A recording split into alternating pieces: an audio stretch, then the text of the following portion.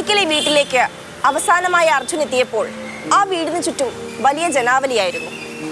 ഒരു പരിചയവുമില്ലാത്തൊരു ചെറുപ്പക്കാരൻ.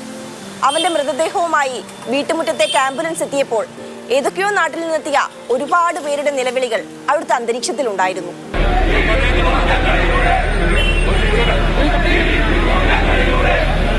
അർജുൻ അറിയാത്ത, അർജുനെ കാണാത്ത ആളുകൾ കേരളത്തിലെ പല ജില്ലകളിൽ നിന്നും, എന്തിനേറെ കേരളത്തിന് പുറത്തുനിന്നു പോലും കണ്ണാടിക്കലെത്തിയത് എത്രയോ ആയിരങ്ങൾ.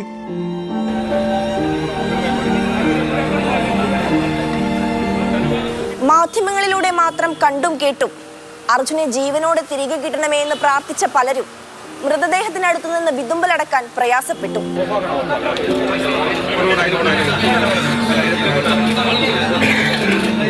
ഗംഗാവലിപ്പുഴയുടെ അടിത്തട്ടിൽ നിന്നും കോരിയെടുത്ത അർജുന്റെ ലോറിക്കകത്തെ കളിപ്പാട്ടം ഓർക്കുമ്പോഴൊക്കെയും കണ്ണീർ പൊടിയും.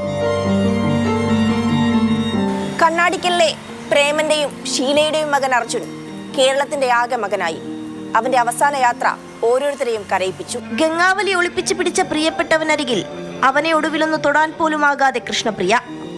അവളെ പ്രതീക്ഷകളെല്ലാം തകർന്നടിഞ്ഞ ആ കുടുംബം ചേർത്ത് പിടിച്ച് കരഞ്ഞു. വിതുമ്പലടക്കി പിടിച്ച് ഓരോ കൈകളിൽ നിന്നും ഒരു പിടി പൂവിതളുകൾ അർജുന് ആദരാഞ്ജലികൾ അർപ്പിച്ചു. പുകച്ചുരുളുകൾ അവശേഷിപ്പിച്ച് സ്നേഹിച്ച ഒരു കൂട്ടം മനുഷ്യർക്കിടയിൽ നിന്നും അർജുൻ യാത്രയായി.